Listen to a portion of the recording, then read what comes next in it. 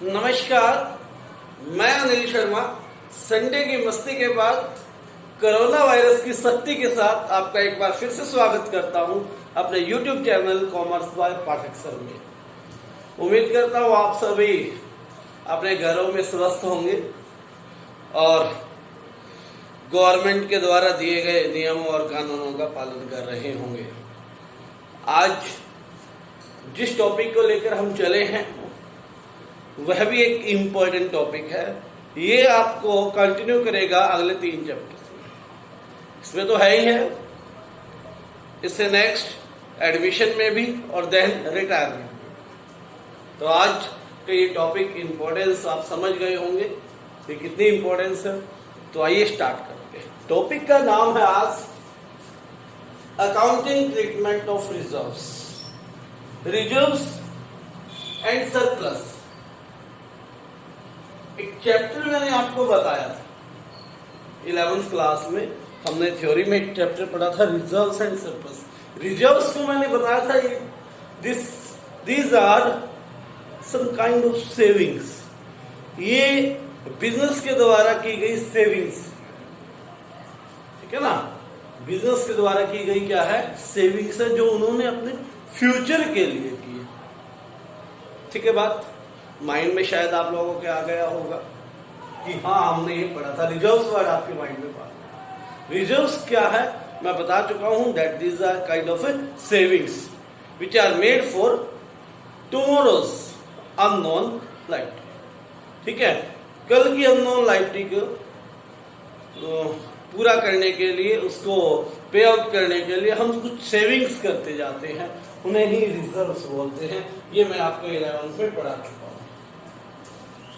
अब जब change in sharing ratio होते हैं, जब प्रॉफिट्स में चेंज होता है, तो बैलेंस शीट में आपको कुछ ये रिजर्व्स मिलेंगे। इनकी कैसे ट्रीटमेंट करनी है, ठीक है, ये बहुत इंपॉर्टेंट हो जाता है। ये आपका एग्जाम में एक क्वेश्चन आता है आपका 8 मार्क्स का, उसका पार्ट, और हो सकता है अलग से एक क्वेश्चन इसके ऊपर आपके आ सके। तो कोशिश कीजिएगा बहुत अच्छे से, बहुत ध्यान से, अपना 100% कैपेसिटी के साथ अपना समझने की कोशिश करें। ठीक है, तो आइए स्टार्ट करते हैं। सबसे पहले जो मैं इस वीडियो में आपको बताऊंगा कि व्हाट आर कॉमन रिजर्व्स।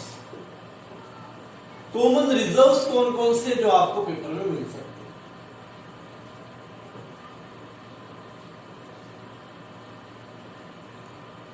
सबसे पहले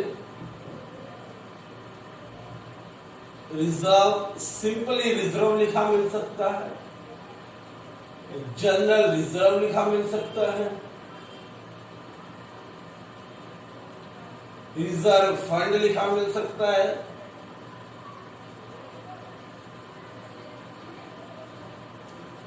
ठीक है, कंटिंजेंसी रिजर्व लिखा मिल सकता है,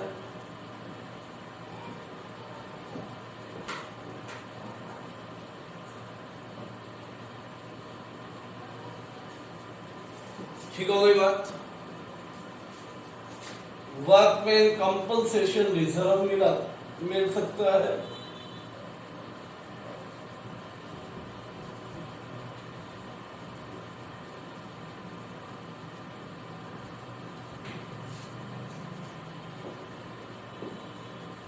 और इन्वेस्टमेंट फ्लक्चुएशन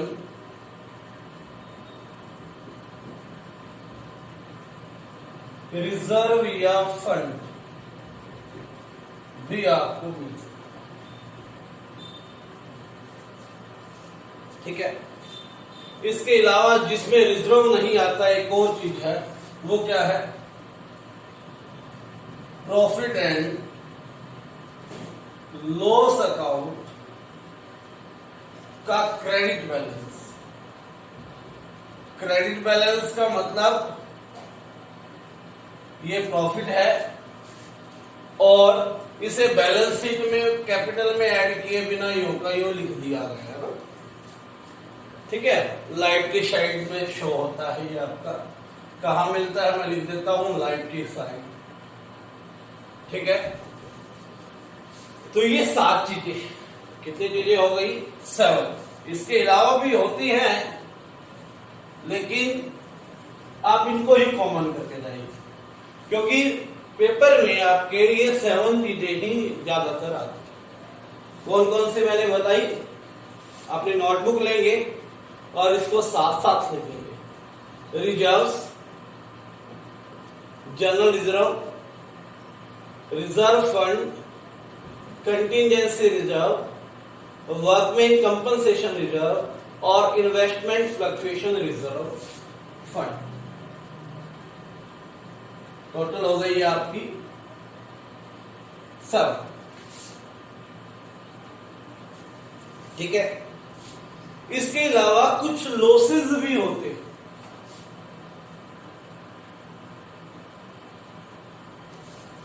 या हम कहें डेफर्ड रिवेन्यू एक्सपेंडिचर भी होते हैं। डेफर्ड रिवेन्यू एक्सपेंडिचर, अब आइए वो कौन कौन से हैं। सबसे पहला प्रॉफिट एंड लॉस का डेबिट बैलेंस, ये कहां मिलता है? असेट साइड में। दूसरा डेफर्ड रिवेन्यू एक्सपेंडिचर, डायरेक्ट करके लिख सकते हैं या एक अलग से आपको एडवर्टाइजमेंट सस्पेंस अकाउंट भी दिखा सकते हैं।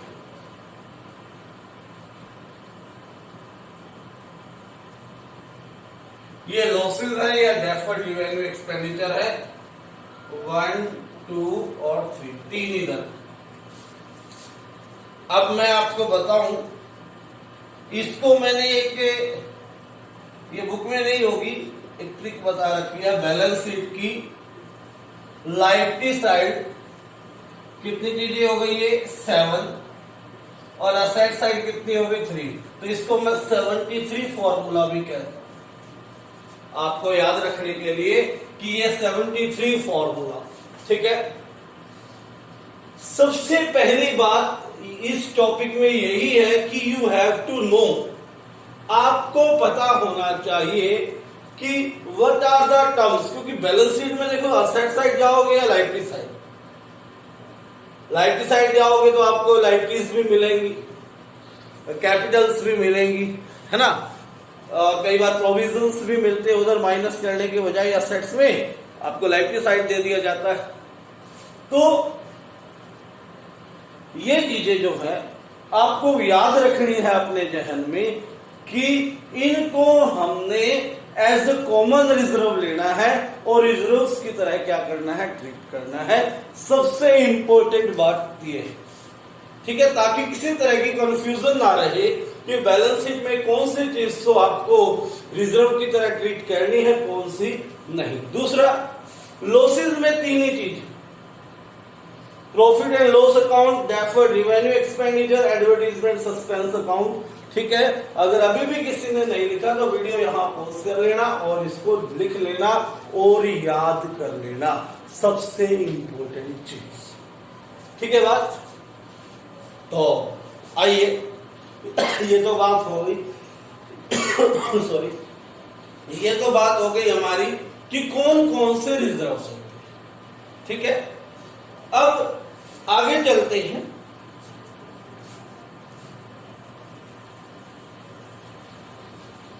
कि रिजर्व्स को ट्रीट कैसे करना है।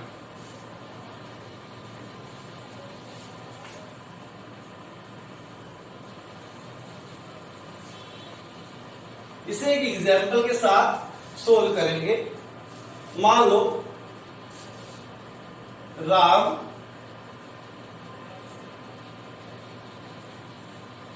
और लक्ष्मी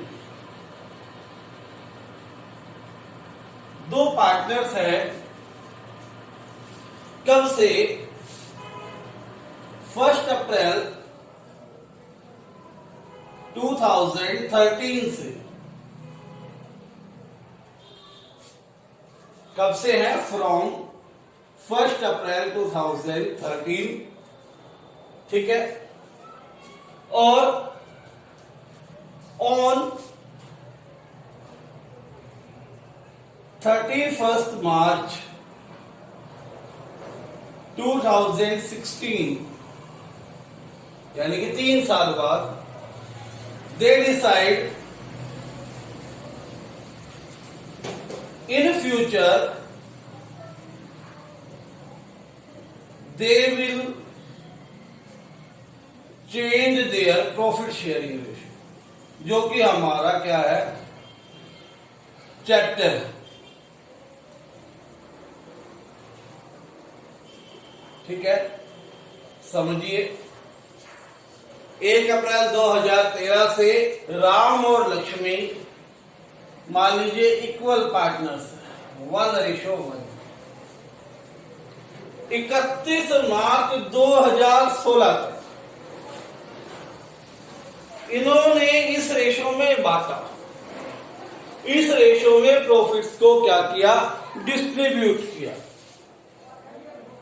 अब आगे जो है फ्रॉम 1 अप्रैल 2016 से, फ्रॉम 1 अप्रैल 2016 से दे विल डिस्ट्रीब्यूट 3:2 या 2:3, whatever you can एग्जाम्पल के तौर पे ले सकते हैं कि आज के बाद 1 अप्रैल 2016 के बाद हम 3:2 में बांटेंगे। ठीक है, तो अब हमारे सामने क्या है कि रिजर्व्स की एडजस्टमेंट करनी है, तो we have to look into the balance sheet. हमें देखना होगा कि बैलेंस शीट में रिजर्व्स गिवन है या नहीं, यानी कि उन्होंने किसी प्रकार की 1 अप्रैल 2013 से 1 अप्रैल 2016 तक कोई सेविंग की है या नहीं। ठीक है, आइए, हमने देखा बैलेंस शीट में मिला रिजर्व्स, रिजर्व मिला है 20,000। लाइफ की साइड है ना बैलेंस, लाइफ की साइड में बैलेंस शीट में आपको मिला रिजर्व 20,000। ठीक है, रिजर्व की जगह कोई भी 7 चीजें हो सकती है जो मैंने आपको बताया है। ठीक है, 2 रिजर्व्स है, थोड़े से अलग है, जो स्पेशल टाइप है, उनको पूरी वीडियो बनाऊंगा मैं, कल वाली और परसों वाली उसी पे वीडियो रहेगी। तो अब क्या, ये रिजर्व 20,000 जो है ये राम और लक्ष्मी के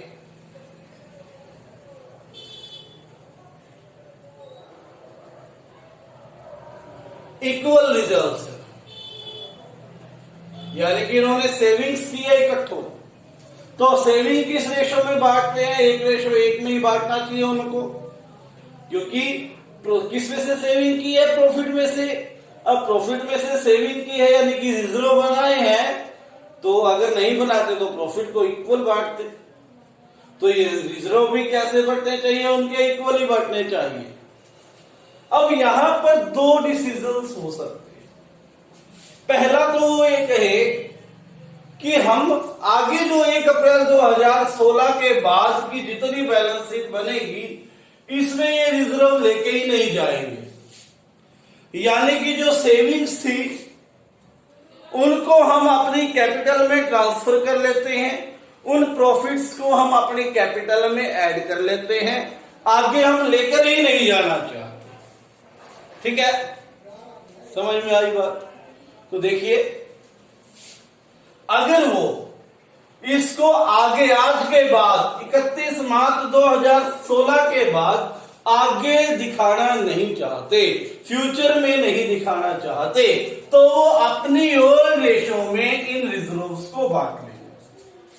ठीक है, अपनी ओल्ड रेशो में इन रिजर्व्स को बांट लेंगे। तो यहां मैं लिखता हूं case 1, when they do not want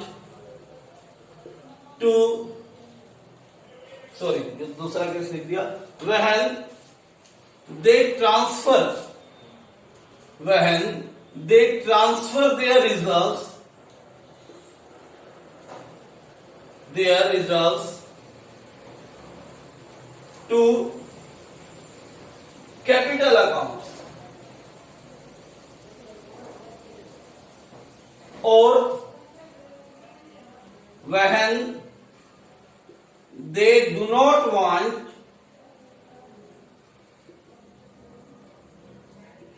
to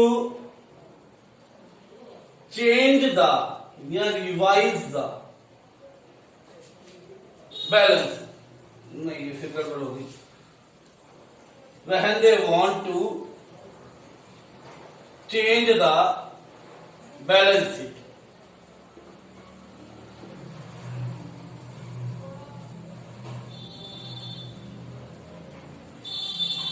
ठीक है, ये लाइन ज्यादा मिल सकती है आपको पेपर में कि वो अपने रिजर्व को क्या करना चाहते हैं, कैपिटल अकाउंट में ट्रांसफर करना चाहते हैं।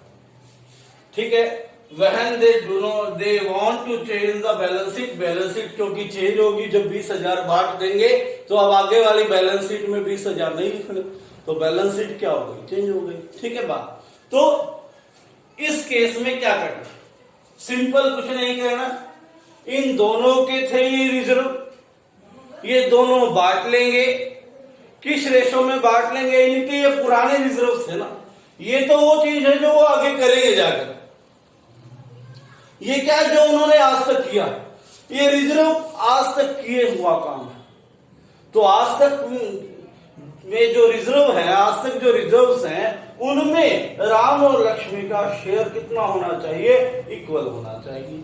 यानी कि वो इसको ओल्ड रेशो में क्या कर लेंगे, बांट लेंगे। तो ओल्ड रेशो में बांटेंगे, जब रिजर्व्स बांटेंगे तो उनकी कैपिटल्स क्या हो जाएंगी, बढ़ जाएंगी, और जब कैपिटल्स बढ़ जाएंगी तो कैपिटल्स को क्या करते हैं, हम क्रेडिट करते हैं। कैपिटल्स जब बढ़ती हैं तो हम उनको क्या करते हैं, क्रेडिट करते हैं। आइए देखते हैं कैसे होगा। रिजर्व्स अकाउंट डेबिट कितना था, 20,000 to Ram's capital account to Lakshmi's capital account. कितना हो गया, 10,000 और 10,000। ठीक है, बात समझ में आई। ये आपको पता होना चाहिए कि जो आज तक हमने की थी सेविंग, ये हमारी पुरानी सेविंग है, और हमने इसको किसमें बांट देना है, पुरानी रेशो में बांट देना है, ओल्ड रेशो में, क्योंकि आगे हम लेके ही नहीं जा रहे, हम तो क्या कर रहे हैं, इसको अपनी कैपिटल में ट्रांसफर कर रहे हैं। ठीक है, क्लियर। तो पहले केस में ये होगा। केस नंबर 2, दूसरे केस में क्या हो सकता है, यहां थोड़े से स्पेस में ही करने की कोशिश करता हूं, आपको समझ में आ जाएगा। Case 2, when they do not want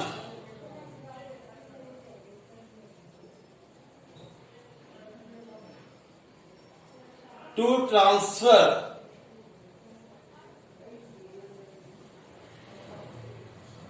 their capital, ठीक है, when they do not want to transfer the reserves को अपनी कैपिटल अकाउंट में नहीं बांटना चाहते, यानी कि वो चाहते हैं कि ये रिजर्व हम आज के बाद भी, ये सेविंग हमारी यूं की यूं बनी रहे, इस सेविंग को वो बांटना नहीं चाहते। ठीक है, या ये लाइन मिल सकती है, when they do not want to revise their capital. ठीक है, तो क्या करेंगे, देखिए होगा इस केस में यहां मैं लिख देता हूं, आपको समझ में आ गया ये सारा का सारा। रिजर्व्स है टोटल 20,000।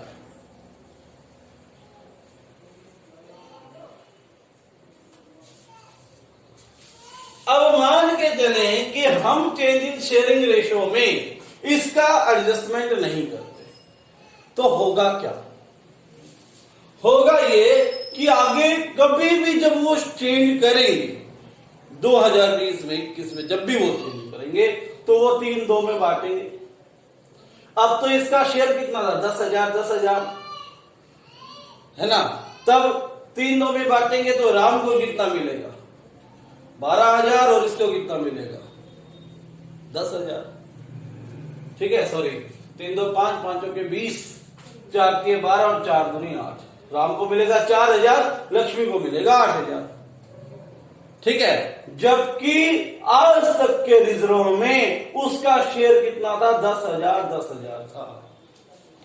तो अब हम क्या करें कि ये रिजर्व्स भी हमें खत्म ना करना पड़े, क्योंकि हमारे पास क्वेश्चन में कहता है they do not want to revise their capital, they do not want to transfer this reserves. इस ट्रांसफर नहीं करना चाहते, इस रिजर्व को बांटना नहीं चाहते।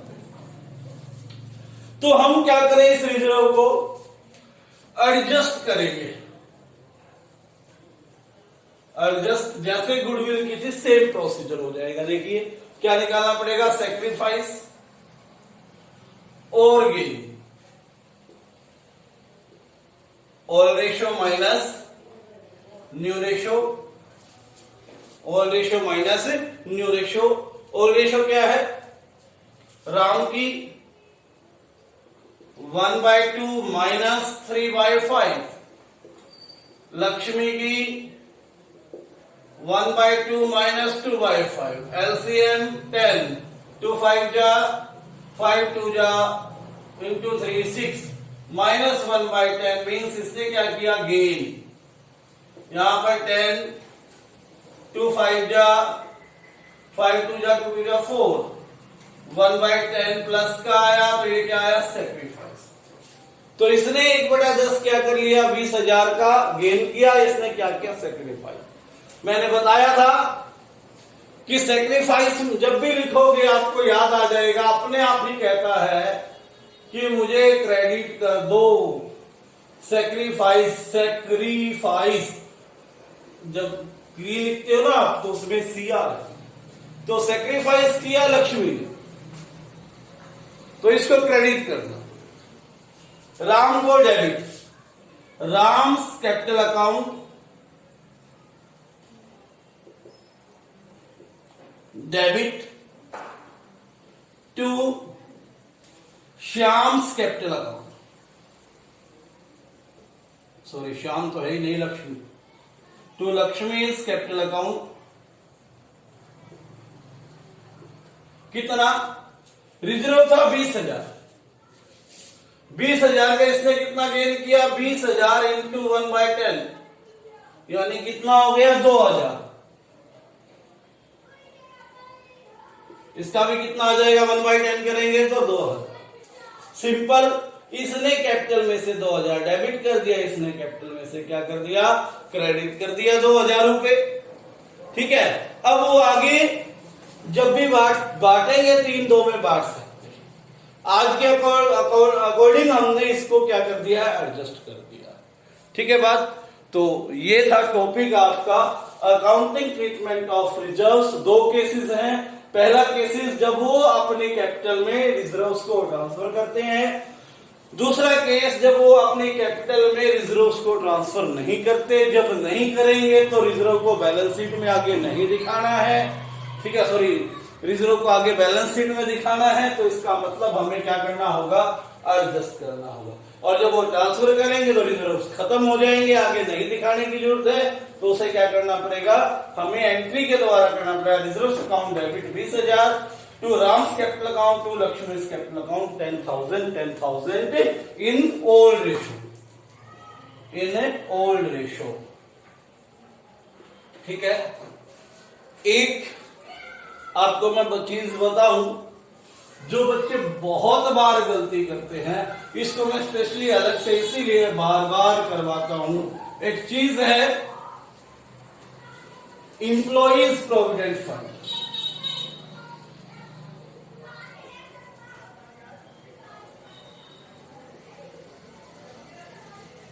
एम्प्लॉइज प्रोविडेंट फंड क्या होता है?